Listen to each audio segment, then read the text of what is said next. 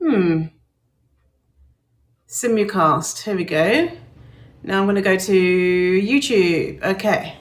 You got it? So, good. Did you color your hair? I did. Well, I went to a trans barber and got my hair cut, and then I came home and I dyed it. I bleached it, didn't I? I bleached it. Do you like it? Yeah. How was your experience there? Maybe that's a conversation off the It was off the good. live Yeah, no, it was good. broadcast, but Yeah. It was good. It was good because yeah, no one misgendered me, so that was pretty exciting. And they said actually when I went in, they said, "Oh, it's your first time," and I was telling them about going to the hairdressers and people always being like, "Oh, you're a new woman" or whatever. And they said that you were the second person that came in that day saying that the hairdressers are such a misgendering place. So yeah. So, anyway, welcome to the show today, which we're talking about toxic food. And the show is Death to Diets. What is Death to Diets, Summer Inanen? it is a series that we are doing together where we explore diet culture nonsense, and we are not here to shame people who diet. Rather, we are here to look at the culture of dieting and the problematic elements of that and its intersection with body image and lots of other things. And do you want to do a personal intro first? Yeah, so my name is Vinny Wellsby, they, them. I am a fat non binary incredible human that teaches about fat phobia, weight bias, healthism, and I'm friends with Summer. Yeah, that's me. What about you, Summer? I'm Summer Inanen, she, her. I am a professionally trained life coach. I specialize in helping people with body image, self worth, and confidence. And um, I am friends with Vinny. Thank you. You are friends. All Today, we're going to be right. talking about quote unquote toxic food. And there's going to be a big trigger warning for this episode because we're actually going to be talking about food, beliefs around food and beliefs around food addiction, sugar addiction, mentioning what someone eats in a day. We're going to be actually mentioning quantities and what they eat. And that's going to be in the first section. And then in your section, you're going to read quote Yeah, from an there's some sound bites from a particular article that was called "Toxic Food," article. that may be, like, just, if you're feeling sensitive or any, we're going to be dissecting it. But when we talk about some of the quotes that are in the article, that I would say that some of that stuff, we're just going to put a content warning ahead if you're sensitive to talk about, like the O word or stuff, that implies that the amount of food you eat is going to make your body larger and things like that. So, but we're going to be smashing it all apart. So hopefully you'll be fine, but just giving a content warning before that too. Excellent. And the reason why we decided to do this episode is quite timely, is that I very excitedly started watching Netflix, as I do 27 hours a day of my life. I started watching JVN, Jonathan Van Ness's new show called Getting Curious with Jonathan Van Ness. JVN, they are from Queer Eye, which is another show. And you've not seen it, Summer. I can't believe it. There's like a big 5 seasons. I watched Queer Eye like back in the 90s or when it first came out, but I haven't not in the last, like, not since that first iteration of it. So JVN, like, although I know who they are, if you were to show me a picture, I'd be like, okay, I recognize that face. Not familiar, like, don't follow, like, just, yeah. So you're lucky you didn't have to experience this shit that I'm about to share today, which is Tell me about it. Oh my goodness! So JVN is a non-binary queer hairdresser, fabulous human, excited with the new show. The new show first started talking about bugs was the first episode. The next episode was gender hair, and then gender. And it was like so kind of deconstructing all of these different ideas and racism and all this stuff. And then the next episode was titled, Why Do I Love Snacks So Much? And I thought this would be like an ode to like a letter to snacks and why it's so wonderful. So I was like, oh, great. We're going to deconstruct the idea around snacks and why we love them and why they're great. And in the beginning of the episode, the first phrase that piqued my kind of red flag waving going off was the phrase processed foods. JVN said processed foods, and I was like, okay, well, keep watching. This is not sounding good so far. But then they went to a donut factory, and JVN was like, oh my God, this is amazing, enjoying eating the donuts. It was cool and magical. Then they actually saw someone else, but then the big chunk of the program was JVN meeting a stony-faced, thin, white, quote, food addiction expert. And as soon as I saw this person on the screen with their title, and she was just so miserable as well. Like, you know, I'm here to judge you. I'll come on the screen. I was like, oh shit. And even that title, Hey Summer, food addiction expert. What would that make you think? Well, that maybe she's hungry. Yeah. That's why. She's fucking hungry. That maybe was why she came on kind of mean. I don't know. I haven't seen it, so I'm just throwing that out there. I'm telling you, she is hungry as shit, is what she, like, oh my God. And so anyway, the first thing, she says, Jonathan, share what you typically eat in a day. And so Jonathan pulls out from a bag all of the things that they eat in a day. And so skip ahead a couple of minutes here because I'm gonna share what JVN eats. So for breakfast, he has coffee, is what he said. And then at lunchtime, he has a small salad. And then at dinner time, he has this small vegan pizza.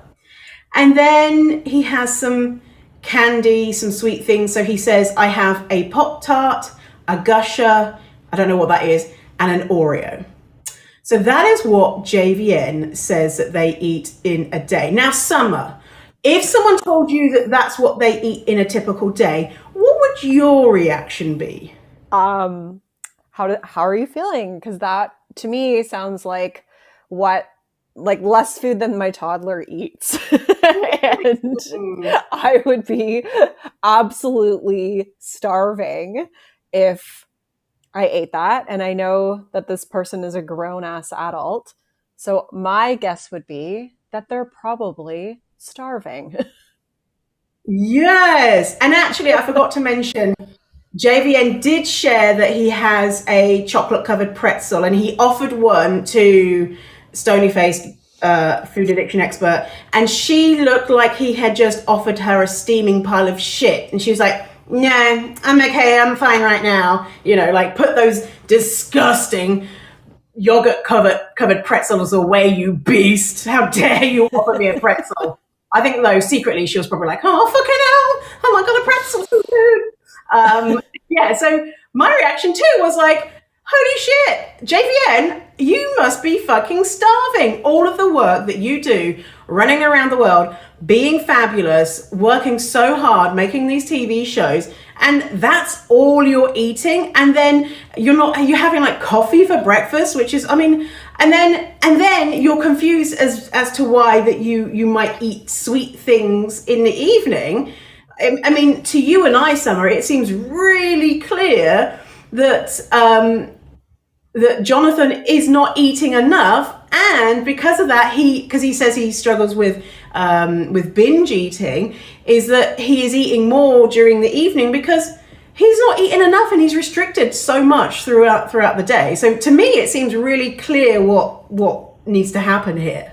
It's super, yeah. I mean, it's super obvious. I feel like any nutrition expert, like even if they're kind of enmeshed in diet culture, like would still see that there's like an immense lack of caloric consumption happening for the majority of the day, and therefore, you know, that's problematic in and of itself. So, yeah, like I mean, even when in my dieting days, I would probably be like, that's not like, you're not eating.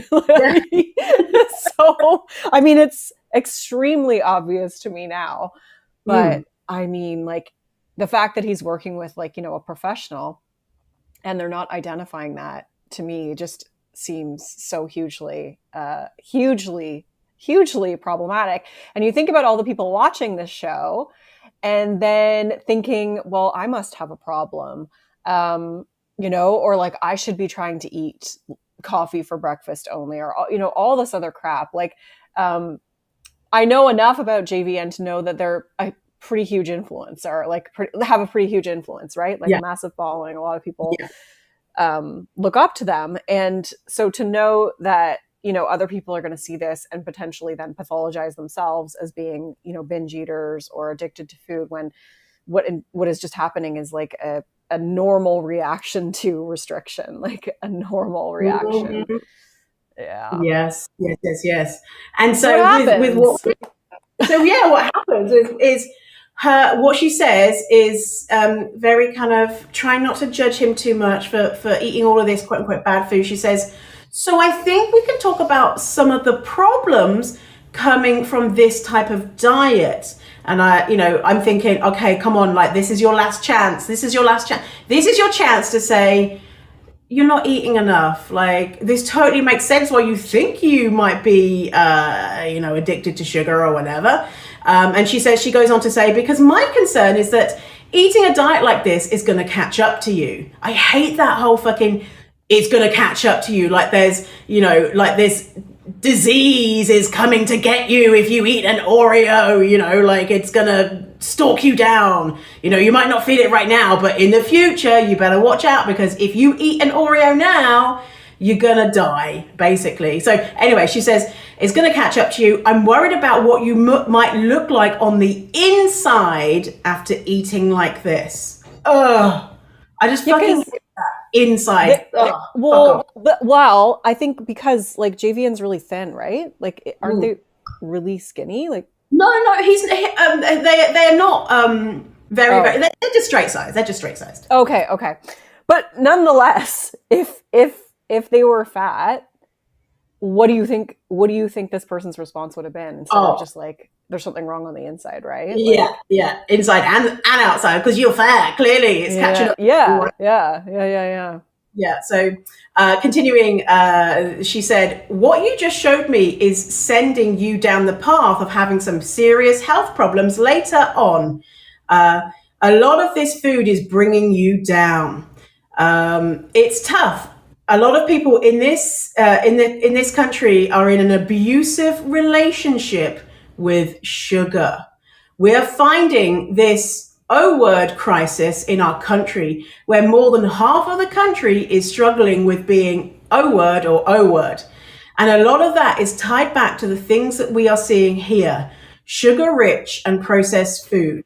You've developed a dependency on these foods." What? Like, what? Oh my god, it's so wrong. Everything it's about comical. Everything. Like, even a little thing like half of people are struggling with being fat. Bitch, I ain't struggling with being fat. I'm fucking out here being fat and fabulous. Ain't no struggle here with me being fat. Just like even basic things like that, and saying you have developed a dependency on these foods. No, you're hungry. Like, and these foods provide quick energy, and so you naturally gravitate towards them when you're hungry. Like, that's basic physiology. And so Jonathan said, No, those words. I had to go to rehab before for those words. These feel like such big words. And so even JVN is like, oh shit, this sounds serious. And then this woman is like, it is serious. And then compared him eating food and sugar to drugs and alcohol. And then JVN confessed very shamefully that he thinks that he is a sugar addict. And my heart was just breaking. And by the way, when I first watched this episode, I got to the bit where she started saying the O words, and I turned that shit off, and I got straight on Instagram being like, what the fuck? Who is this? Oh my God. And so for the audience, I went back and watched it again and watched the whole thing and wrote down exactly what this motherfucking stupid food addict expert wrote down. So you're welcome. I'm traumatizing myself by looking at that shit. Thank you for your service. I know. You're welcome. The nutritionist then said that the sugar industry is tricking JVN because sugar masks the bitter taste from chemical additives and dyes and other things that are in processed food. And then JVN did this kind of side segment on chemicals, how chemicals have long names, and some chemicals are used in other processes outside of food and are also used in making food. And so if a chemical is used in one process, therefore it can't be used in food making because that means it's toxic. And science tells us if you can't spell or pronounce a word, it means that it's toxic. Isn't that true, Summer? Is that facts? You know, I don't even think that they taught us that in nutrition school. Really? Is that bullshit? You didn't learn it in nutrition school? Yeah, I don't know. I'm trying to remember, but I feel like that's probably more of a literacy issue than like a food issue. It's just it's one of the things like, oh, this food, it's got so many names that I can't pronounce, therefore it's bad for you. Well, no. And saying it has chemicals. Well, yes, because every fucking thing is a chemical, you donkey. Like, come on now. Like, oh my goodness. So a lot of food shaming there. Well, and I think the issue is just that they like laser in on one tiny piece of like this massive puzzle of health, and it's like if that focus was the issue, like, you know what I mean? Like, it's just like it's a red herring for everything. It's like, let's just blame like the chemical in chemicals in our food versus like really looking at the big picture, and what is really contributing to people's, health ultimately. Yeah, exactly. Yeah, it is totally. It's a red herring. Yeah. And then actually someone said to me that this was really difficult, and I mentioned it to you, is that this food addict expert brought out pictures of a brain and saying like, this is what a brain looks like on sugar. And she said, quote, "You're always chasing that high like a drug addict," end quote. And that if you eat too much sugar, you're going to have an abnormal brain. Then she shows a brain which of someone who has used cocaine and sugar next to each other. And she said that this eating sugar is a brain condition. And so because she brought out images of brains, that's so convincing, right? It's so convincing. Well, oh my God, look, it's clear as day. Someone has used cocaine and the dopamine is lighting up just the way it does when someone has eaten sugar. But what they don't show is another slide which shows the brain when you are hugging a kitten, the brain when you see someone that you love, the brain when you have a really enjoyable shit. Because guess what? It lights up too. It's our pleasure. It's, what's causing us pleasure it lights up. And so they don't show all the other stuff. They just show the cocaine to stigmatize people who might have addiction issues and to stigmatize people who eat sugar, which is, you know, we need it to live. It's just, And like, you know, I mean, you know how I feel about this, and you know, we both know how that whole sugar addiction thing has been, you know, dismantled and broken down and is, you know, not really a thing. But what has your experience been with clients and personally around this? Because I can speak to that too. Oh my goodness, that is such a good question, because telling someone that sugar addiction doesn't exist or food addiction doesn't exist, it doesn't matter, because your experience, my experience, your as in people in the world experience, is that they are addicted. And I was 100% sure that I was addicted to food because I could not stop thinking about it. It's all I ever wanted. And I was really hyper focused on it. But why might that be, Summer? Well, could it be that were you restricting things, or did you feel like those foods were bad or forbidden? Ding, ding, ding, ding, ding. Exactly. Yeah, that's exactly what was going on. I know. You see that with clients, don't you, a lot? Yeah, and myself. I mean, over and over and over and over and over. Like, I used to be the type of person that was like eating cake from the pan, standing in my fridge. Like, why can't I stop? Like, I have no control. Like, I'm addicted to this. And then when I started feeding myself like a grown-ass woman, I just don't like, sometimes I forget about food, like in the fridge. You know, cake is just cake. Like, I'll have some if I want it. And a lot of the time I'm just like, I don't feel like it because I am fed and I know that I can have it anytime I want. And I don't believe it's bad. And I've done enough like unlearning on like all this bullshit that we're supposed to look at food as if it's toxic and forbidden. And it's just neutral. Like, food is just food. There's no morally, you know, superior foods. It's really more about, you know, having a healthy relationship with it. And all of this stuff is driven by, you know, our culture's obsession with, you know, being thinner and like watching your weight, so to speak. Mm-hmm. And I've never not seen this. I've never had a client come to me and still be like, I can't stop eating sugar. Every time it's like, once the foods become, you know,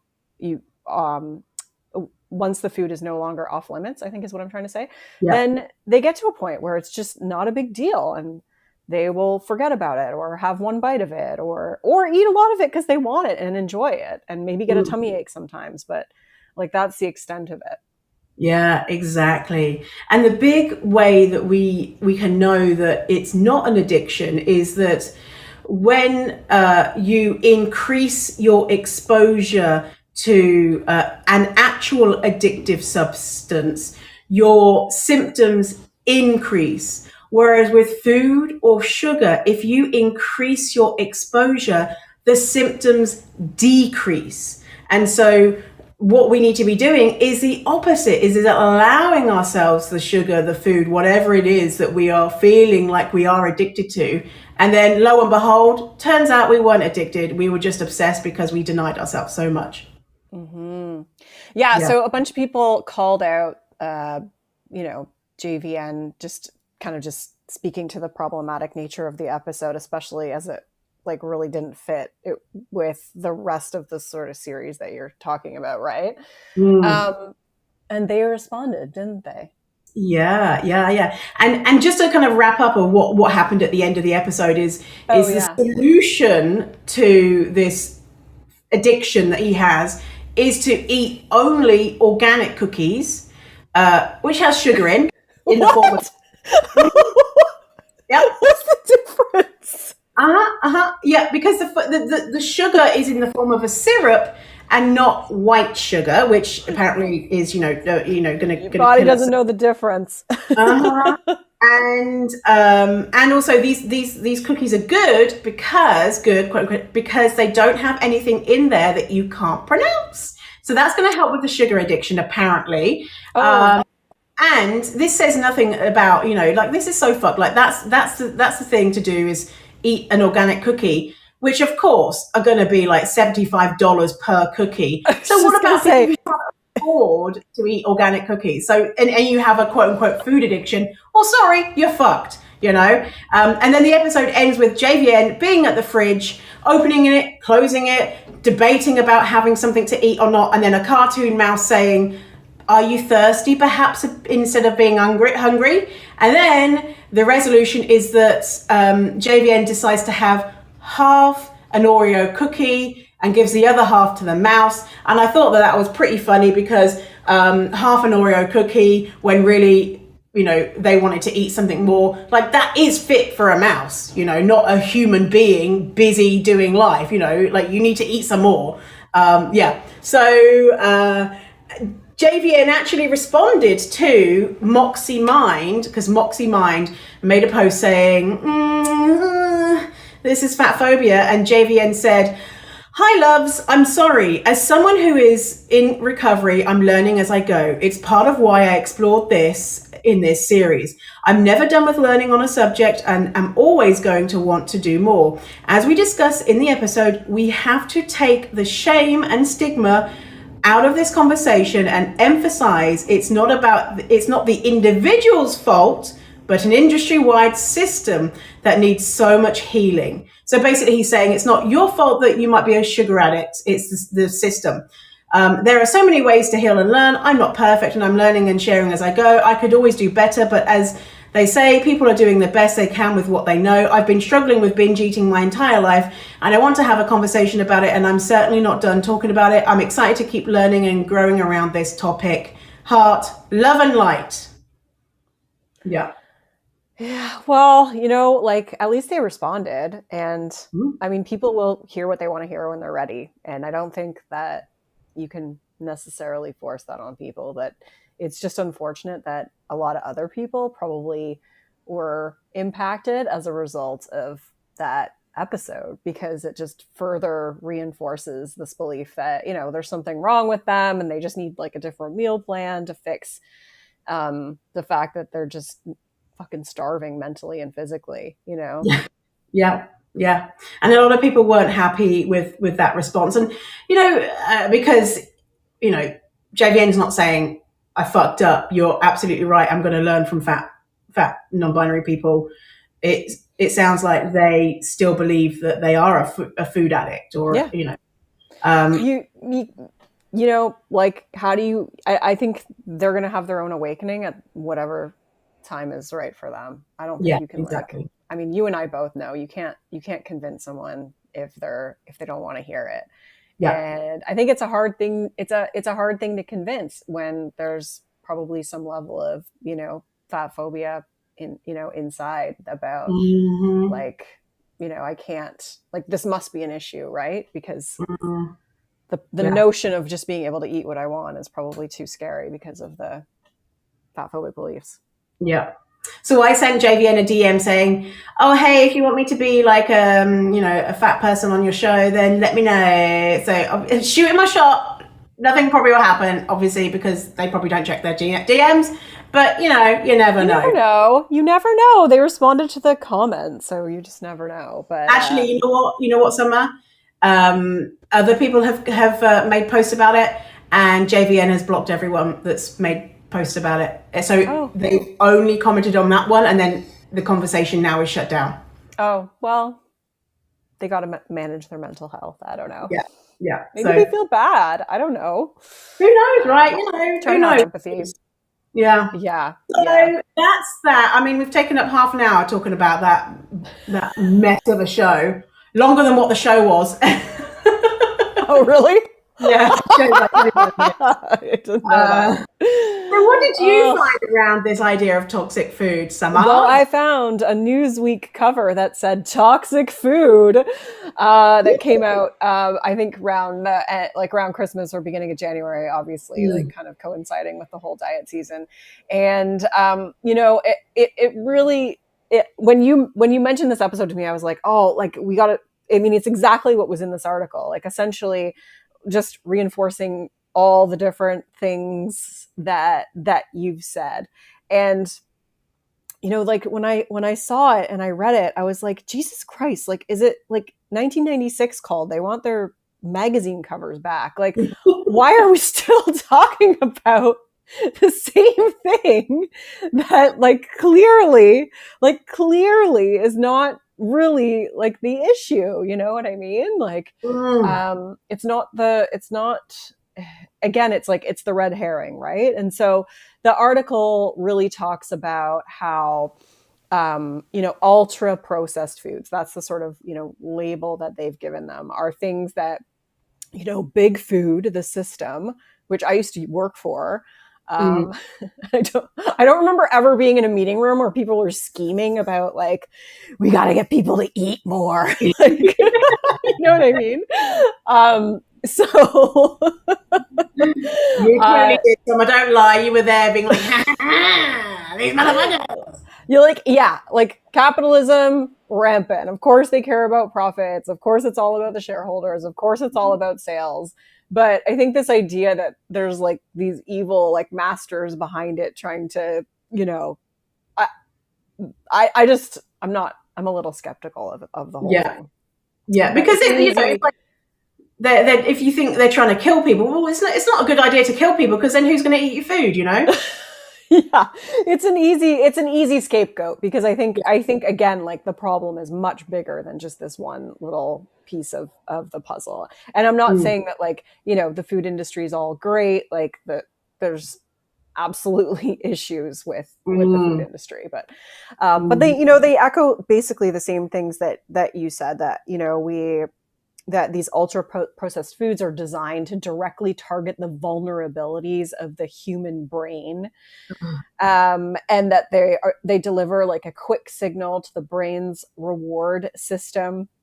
So many people find them as addictive as opioids or nicotine.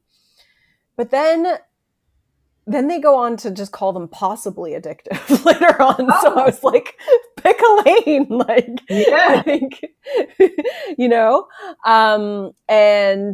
and really just saying, that this is the problem. People can't stop eating them. And the conclusion is that, whatever these food chemists are doing to food is making people fatter. And obviously they're talking about that in like a very negative sense, because the article opens up with, please don't read this article. Like, it's very heavy on the O word. It's very heavy on the, it's your individual problem that you've gained weight and you're unhealthy. And like, there's so much bullshit in it that, it's like I said, it's like 1996 called, it's like, it's like so outdated in so many different ways. And a couple of things I just wanted to pull out was, they mention that between 1980 and 2000, that's when like obesity began to rocket upwards. Well, do you know what happened in that period of time? No, tell me what happened in that period of time, Summer. They altered the BMI to lower it to say, okay, now people over this amount are considered, O and O. And therefore, maybe that's why. Do you think maybe that's why it skyrocketed? I mean, it sounds very convenient, doesn't it? That millions of people overnight suddenly became too fat. Yeah. Yeah.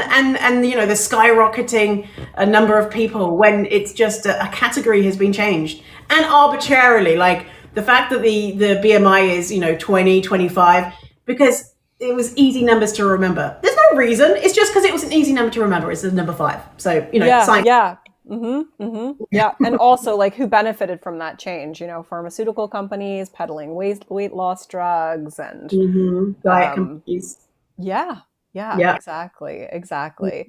And so, the article's quite lengthy, and it really covers a lot of the same stuff that was unfortunately covered in that episode that you watched.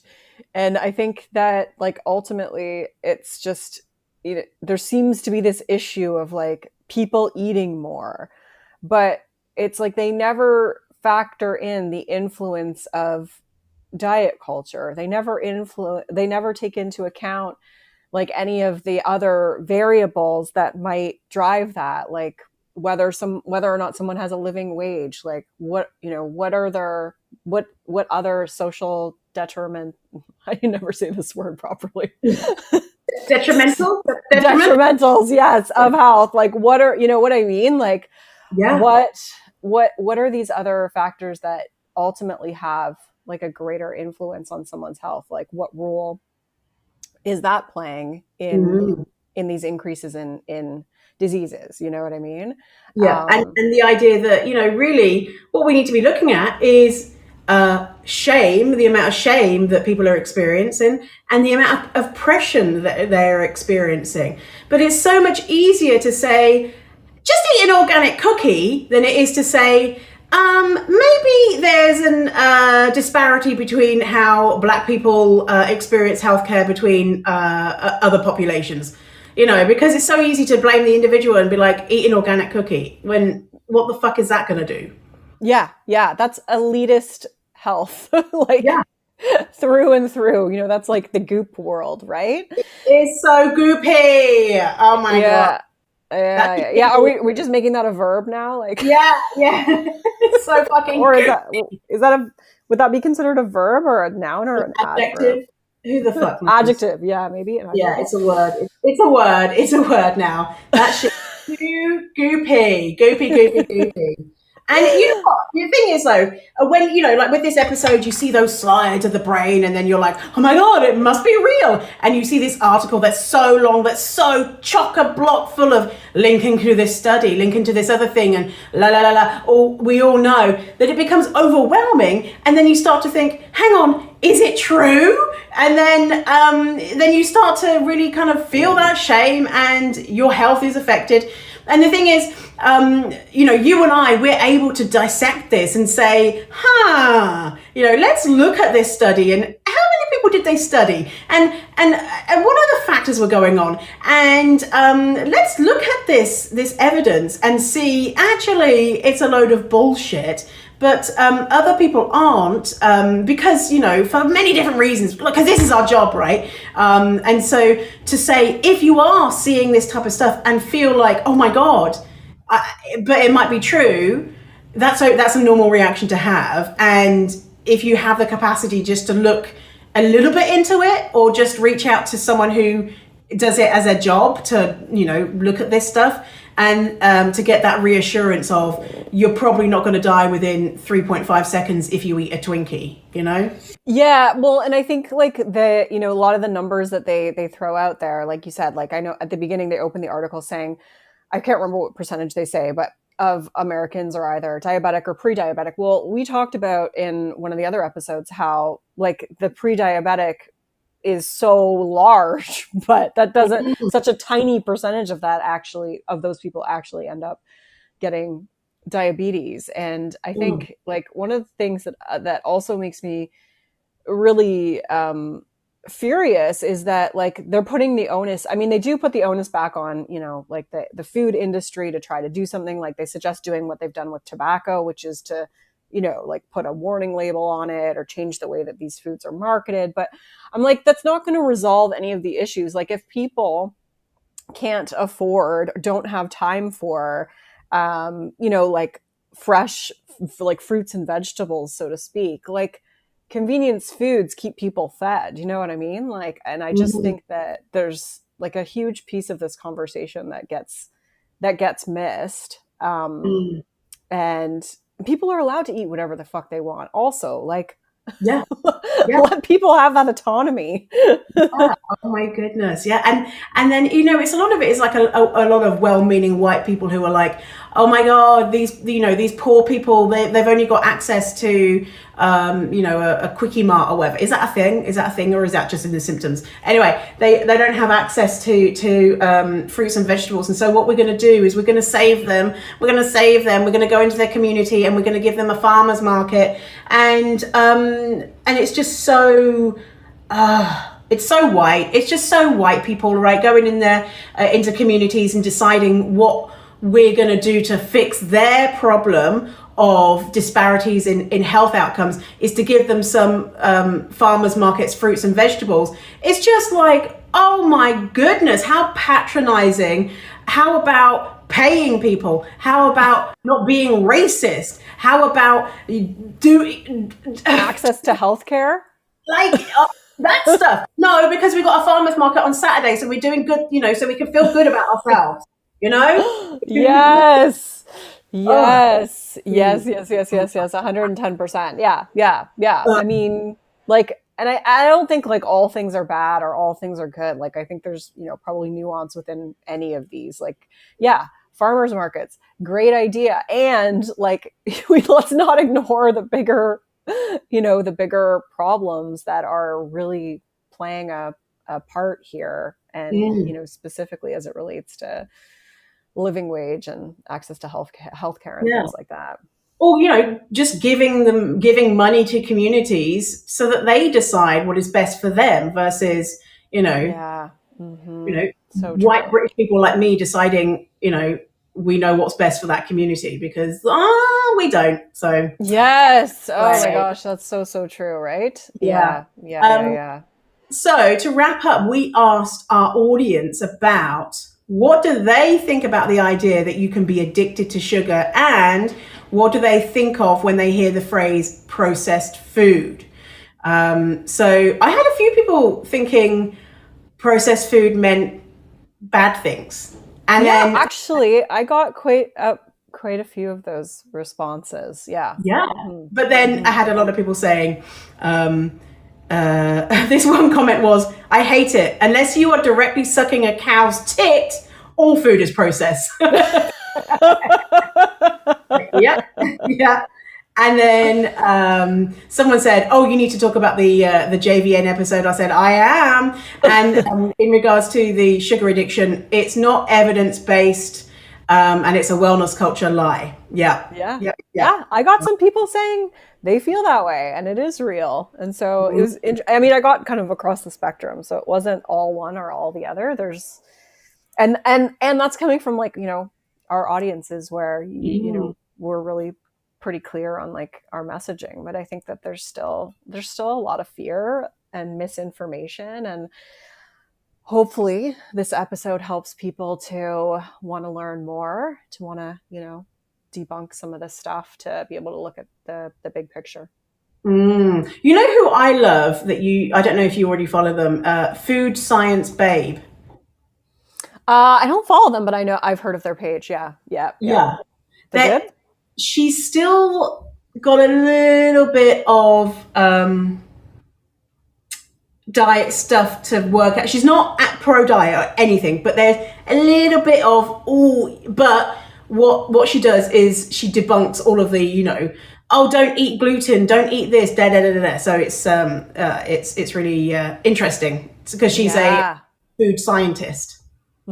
Interesting. I'll have to check that out. Yes. I'm trying to limit how many people I follow because it just feels overwhelming to me. Oh, really? Yeah.